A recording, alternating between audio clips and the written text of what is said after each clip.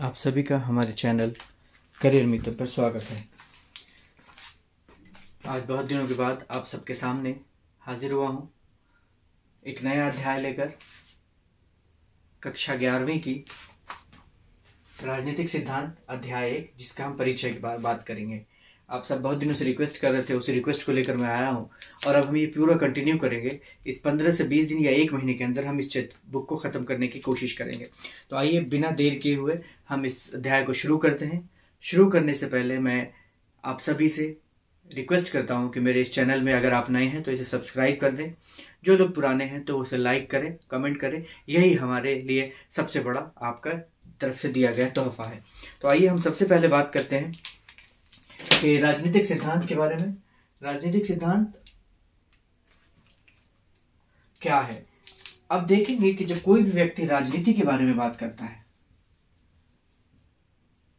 तो अलग अलग लोगों की राजनीति के प्रति अलग अलग बात होती है। जैसे कोई कहता है कि राजनीति जो है वो बेईमानी है, कोई कहता है राजनीति जनसेवा है, कोई कहता है राजनीति धोखाधड़ी है, कोई कहता है राजनीति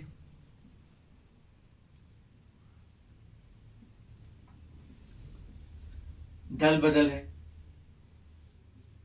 कोई कहता है समाज के लिए जरूरी है। अब ऐसे में प्रश्न उठता है कि हम जाएं कहां और क्या करें।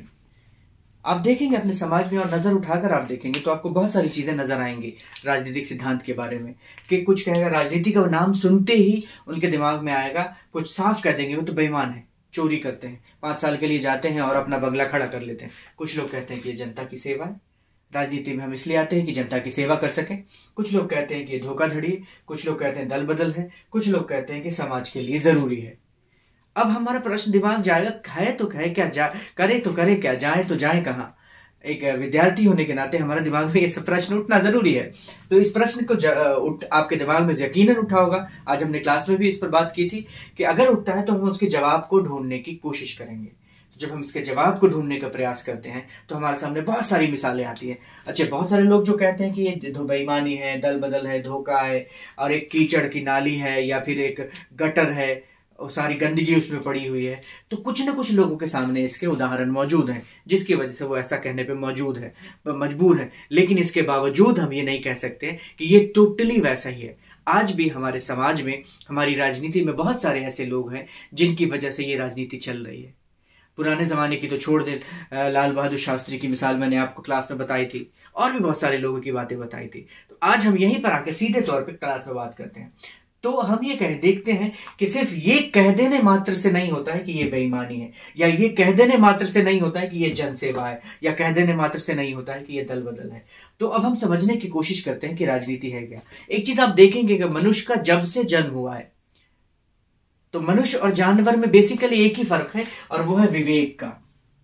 मनुष्य के पास जो है वो विवेक है कि अपने विवेक से अच्छे और बुरे में फर्क कर सकता है। तो एक भारतीय होने के नाते, एक नागरिक होने के नाते हमारे ऊपर भी ये विवेक अगर है हमारे पास, तो हम अच्छे और बुरे में फर्क कर सकते हैं। और हमारे पास ये अधिकार है कि हर 5 साल में अच्छे व्यक्ति को चुनकर लेकर आए अच्छी राजनीति के लिए। अगर हम विवेक का प्रयोग नहीं करते हैं, जातिवाद, धर्मवाद और ऐसी दूसरी चीजें देखते हैं, क्षेत्रवाद, गोत्रवाद, तो हम फिर एक अच्छे राजनीति की उम्मीद नहीं कर सकते हैं। तो मैं आप सभी से, क्योंकि भविष्य में आप सभी 2-4 सालों के बाद वोट देने वाले होंगे, तो आपसे पूरी उम्मीद करता हूं कि आप एक अच्छे नागरिक बनेंगे और अच्छे व्यक्ति का चुनाव करेंगे। आइए हम अपने अध्याय पर आते हैं कि राजनीति जो धोखाधड़ी, दल बदल, बेईमानी, जन सेवा, ये अलग अलग विचार हैं। तो हम सबसे पहले इसकी डिफिनेशन देने की कोशिश करते हैं कि राजनीति क्या है। तो जब हम देखेंगे कि राजनीति क्या है तो हमारे पास 2-3 चीजें आएंगी सामने में। सबसे पहली चीज ये है कि राजनीति क्या है। सवाल अगर चाहें तो लिख लें, हमारा तरीका मालूम है आपको कि पहले हम प्रश्न की तरफ बात करते हैं। प्रश्न यानी कि उसको हेडिंग आप कह लें, राजनीति क्या है। तो इसका उत्तर अगर हम ढूंढने की कोशिश करेंगे तो राजनीति वो प्रक्रिया है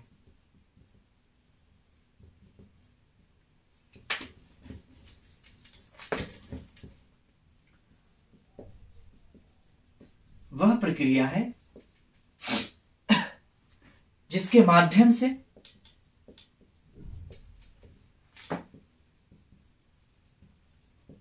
माध्यम से मानव समाज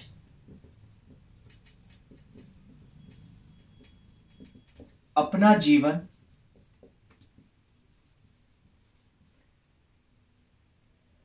या अपनी समस्याओं का समाधान करता है।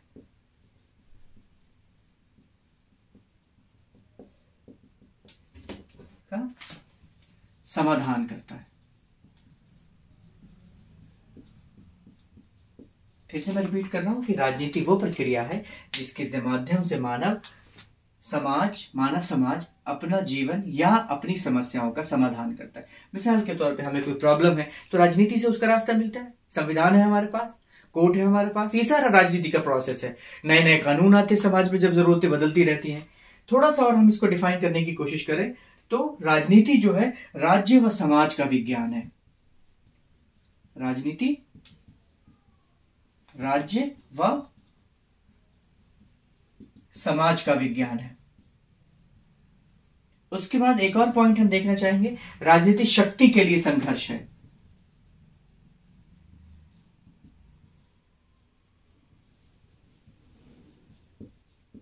के लिए संघर्ष है। और अगर डिफाइन करने की कोशिश करें तो राजनीति सार्वभौमिक है।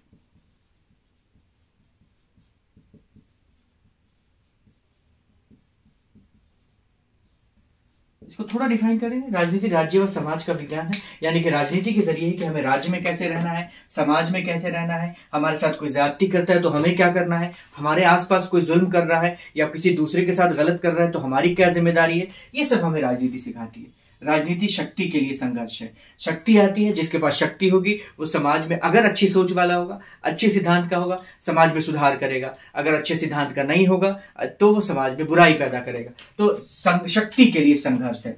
राजनीति सार्वभौमिक है, यानी कि राजनीति पूरी दुनिया में है। आप ये जान लें कि कोई ऐसी जगह नहीं है जहां राजनीति नहीं है। तो अगर हम इसको डिफाइन करना चाहें व्हाट इज राजनीति, तो राजनीति वह प्रक्रिया है जिसके माध्यम से मानव समाज अपना जीवन या अपनी समस्याओं का समाधान करता है। राजनीति राज्य व समाज का विज्ञान है। राजनीति शक्ति के लिए संघर्ष है। राजनीति सार्वभौमिक है। अब हम आते हैं कि राजनीतिक सिद्धांत क्या है। हमने तो बात कर ली राजनीति की, अब राजनीति सिद्धांत क्या है।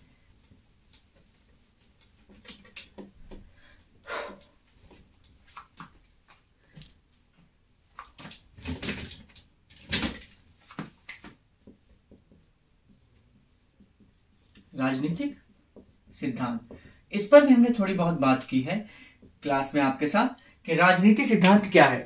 राजनीति सिद्धांत का मतलब कोई भी चीज बिना सिद्धांत के नहीं चलती है ना। सिद्धांत अगर नहीं है तो कुछ नहीं। तो जो हमारे देश की राजनीति उसकी फिलॉसफी क्या है, तो इस फिलॉसफी का जो स्रोत है ना हमारे संविधान, फिलॉसफी का मतलब सोच, नजरिया, फिक्र या उसके लिए एक आइडियोलॉजी। वो आइडियोलॉजी क्या है, तो अगर हम भारत आइडियोलॉजी कोई चीज होती है तो उस आइडियोलॉजी के लिए हम पॉइंट 1 लिखते हैं। तो हमारे सब देश में जो है राजनीतिक सिद्धांत को प्रतिपादित करने के लिए संविधान है। जब हमारे स्वतंत्रता सेनानी अंग्रेजों से लड़ रहे थे उस समय में एक सोच डेवलप हुई थी कि हमारा देश ऐसा होना चाहिए, वही फिलॉसफी काम करती है। तो जो हमारे देश की फिलॉसफी है, हमारे देश के संविधान की फिलॉसफी है, वो जन कल्याण की फिलॉसफी है कि एक ऐसा स्थान जहां जन कल्याण यानी कि सोशल वेलफेयर हो। जन कल्याण का मतलब क्या हुआ, समाज की भलाई के लिए। अब समाज की भलाई का मतलब क्या हुआ कि जहां समानता हो, जहां स्वतंत्रता हो, जहां धार्मिक निरपेक्षता हो,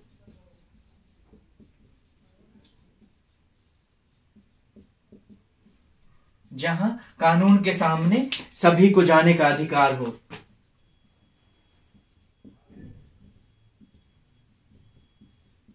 सामने जाने का सभी को अधिकार हो। तो ये सारी चीजें मिलकर ना सिद्धांत बनाते हैं। तो हमारे देश का जो सिद्धांत है ना बहुत अच्छा है।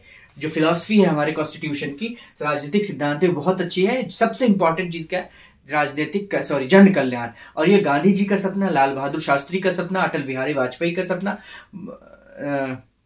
नेहरू का सपना ये था, उसी सपने को सिजोकर हमारा देश आज लेकर चल रहा है। तो अब अगर सवाल उठता है कि आपको लिखना पड़े कि राजनीतिक सिद्धांत क्या है, तो कैसे लिखेंगे? उसके लिए कुछ पॉइंट्स मैं लिखवा दे रहा हूं, आप लिखना शुरू करें। राजनीतिक सिद्धांत क्या है?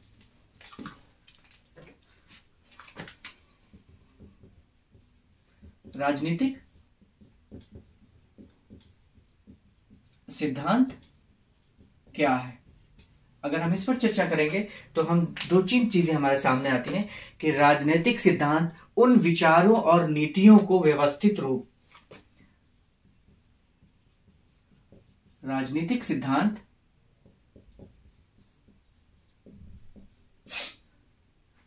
उन विचारों और नीतियों को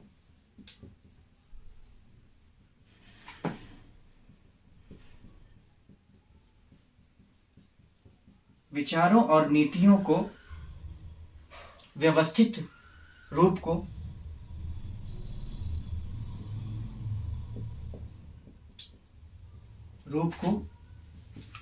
व्यवस्थित रूप को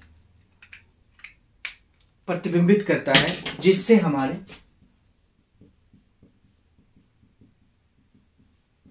प्रतिबिंबित करता है जिससे हमारे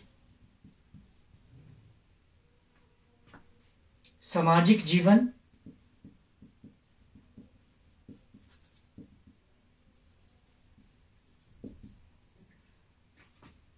सरकार और संविधान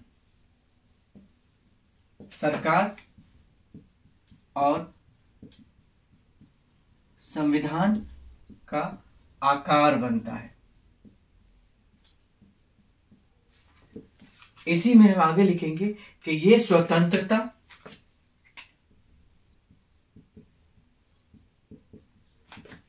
समानता, धर्मनिरपेक्षता, जैसी अवधारणाओं को स्पष्ट करता है।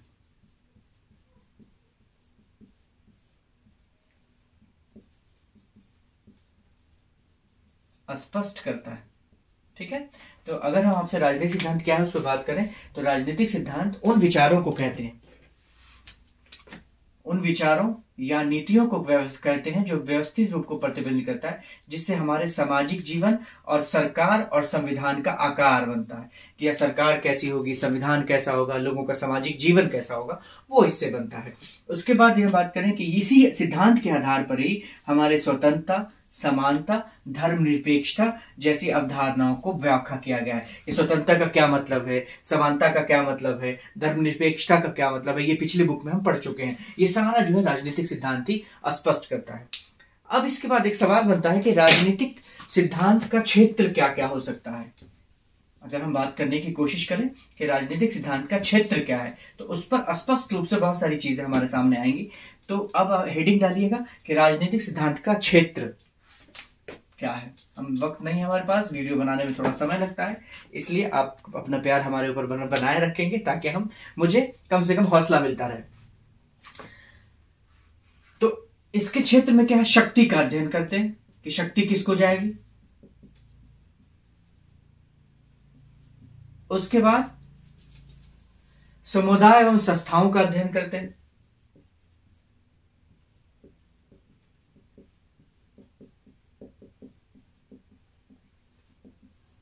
संस्थानों का अध्ययन करते हैं, अध्ययन को मैं शॉर्ट फॉर्म में लिख रहा हूं। उसके बाद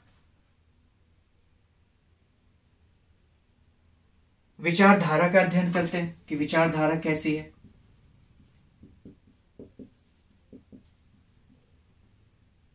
हम अध्ययन करते हैं। उसके बाद राजनीतिक दलों का अध्ययन करते हैं।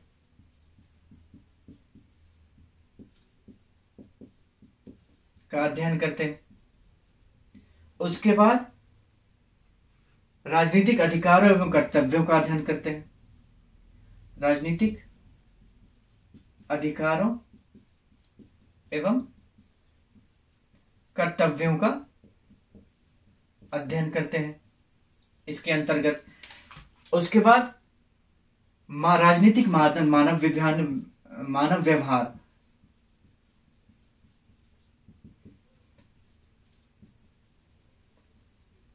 का अध्ययन करते हैं।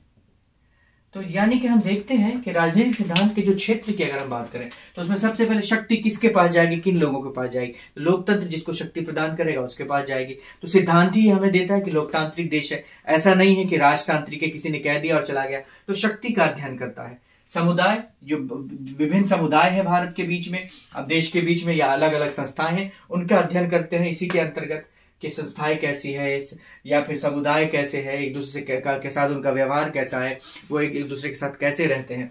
विचारधारा का अध्ययन करते हैं कि कैसे विचारधारा के लोग हैं। राजनीतिक दलों का अध्ययन करते हैं, राजनीतिक अधिकारों एवं कर्तव्यों का, कि जो राजनीतिक दल जीत कर गए हैं उनका क्या अधिकार है और उनका कर्तव्य क्या है। फिर राजनीति का मानव व्यवहार के साथ कैसा है। तो ये सब इसके क्षेत्र में आता है राजनीतिक सिद्धांत के। अब एक चीज और हमारे सामने आती है कि राजनीतिक सिद्धांत का महत्व क्या बन सकता है या हो सकता है। तो हेडिंग डालेंगे राजनीतिक सिद्धांत का महत्व।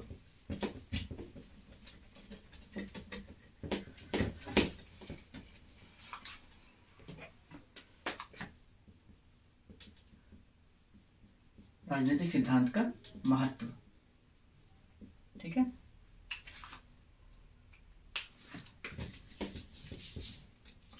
तो इस महत्व की अगर हम बात करें तो ये सबसे पहले क्या करता है कि समस्याओं को हल करने का प्रयास करता है। राजनीतिक सिद्धांत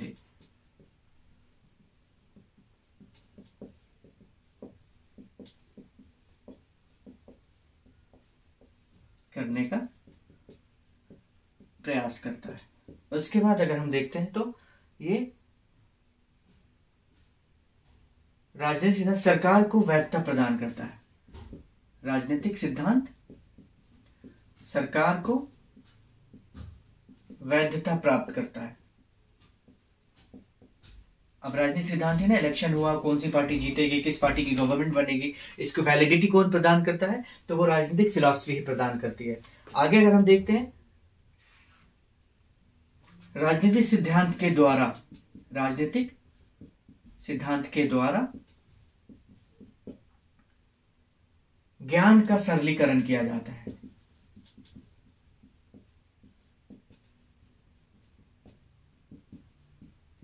ज्ञान का सरलीकरण किया जाता है। उसके बाद एक और पॉइंट है जो बहुत इंपॉर्टेंट है, जिसको हमें समझने की जरूरत है, वो है कि नागरिकों, शासकों और नेताओं के लिए लाभदायक है। नागरिकों, शासकों और नेताओं के लिए लाभदायक है।